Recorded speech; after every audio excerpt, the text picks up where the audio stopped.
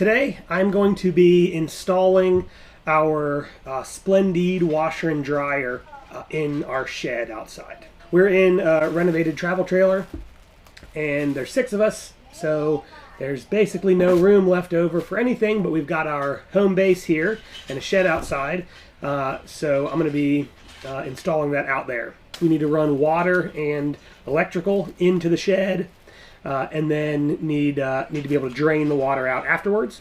Basically, I'm going to show you kind of what I've got to do this. So I got a couple of these guys, a male and a female end for a hose. Then we have a 30 amp extension cord, but the 30 amp female plug has gone bad. So I've gotten another one of those and I'll replace that. And then this is a 30 amp to 15 amp adapter. This guy right here, which is just 4 plugs, and I'm just gonna install this on the wall, and then we'll plug the washer and dryer into that. I have some cable clips, just a couple of 3/4 inch metal kind of rounded clamps that I can screw into the wall to hold the 30 amp cord in place, and then to hold the hoses in place once they're in. A piece of PVC pipe, I'm just going to drill a hole in the bottom of the shed.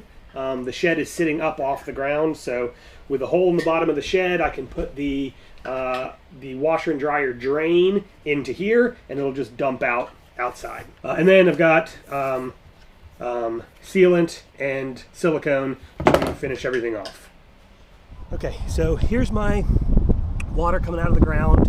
I have this hose right here that is going to go back to the shed back there, and that's going to be the one that runs to the washer and dryer. Problem is it's too short to get all the way back there. And then what I have is this other one that twists up and is too long, that comes over here and plugs into the side of the RV. So I'm going to take some length out of this one and add it to the other one. Turn the water off, but I'm sure there's still some water left in these hoses. Alright, so I've measured this out and given myself a little bit of room to play with. This is where I'm going to cut this hose right here. So let's see if we can just make a clean cut here.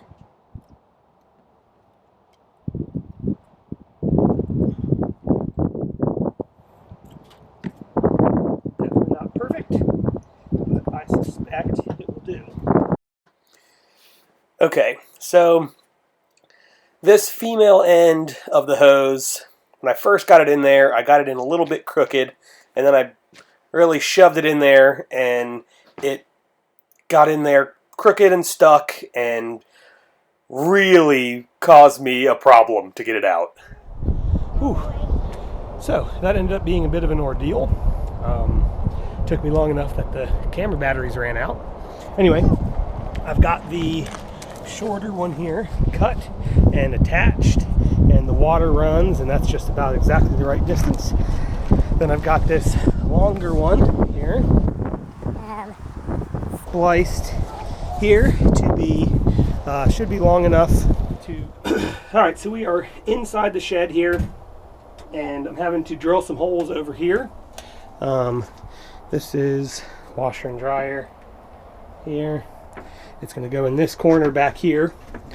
So I need to get some holes drilled, one in this corner up here. That's going to be a 1.5 inch PVC pipe that this hose goes into to feed the water out. And then I need to drill another hole, probably just right here, to bring the hose in from outside. For right now, we don't have hot water, so I just have a splitter that's going to allow it to go into the hot and cold water together. At some point, I'm going to get a tankless hot water heater to put in here, but that's not part of today's project. Here, look. What? When I put the hose up through that hole, here, can you come over here? When I put the hose up through that hole, will you grab it? Yeah. Okay. And I fall in there. My foot is going to be cute. Ready? What? What, Dad? No, didn't want. grab that hose and hold on to it? Okay. You got it?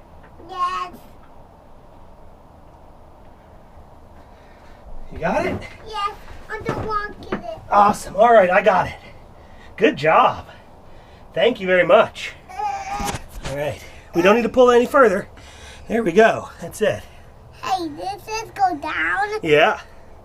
All right. Good job. All right, so we got the hose up through here. We're just going to throw this guy on here like this.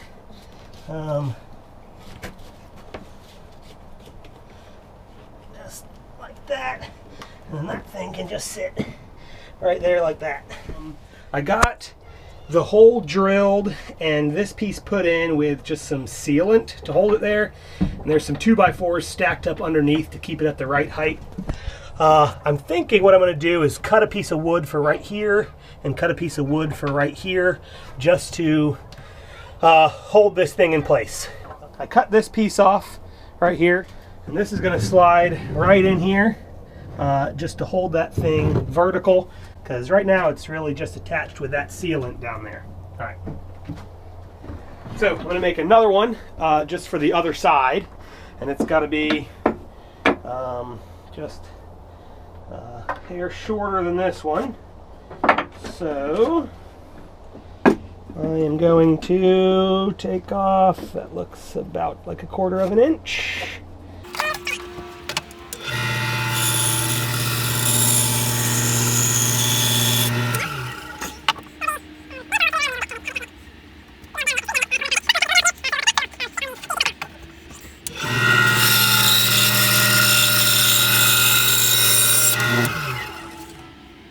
If that fits, this should slide right down there.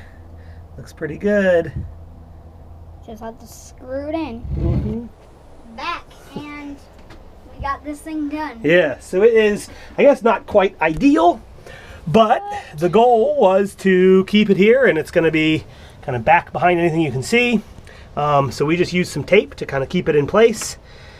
I think that's going to be good enough for what we need. Okay, so we wanted to get this, we've got this hose coming up from the ground. Yeah. And the issue we're having is that it's kind of an old hose, so it's a little bit stiff. So it was just kind of pushing itself up through the hole. And we wanted to keep it in place. So we built this little jig, I guess you could call it, that's just screwed in to the base plate, and we'll hold this thing down until all of that dries, hopefully, and then we'll be able to take it off.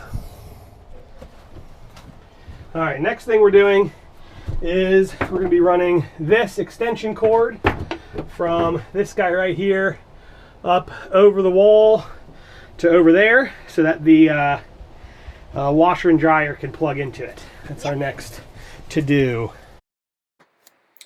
I really try to involve my kids as much as possible in these things that I do. So here's Lincoln. He's 8 years old, and I love having him out there in the shed with me. Stuff's taking a long time to dry, so I changed this just a little bit so it'll work with the jig in place, and then I'm going to go ahead and try to push this thing back into the corner here.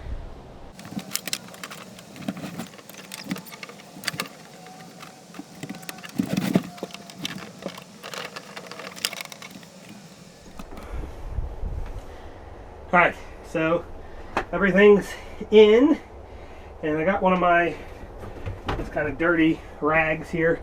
I'm going to see what happens. So this thing had a bit of a learning curve just because it's a washer and dryer in one, and because it's a ventless unit, it takes a long time. So it's about 3 hours from start to finish to get a medium-sized load done. But that's all right. It's better than going to the laundromat.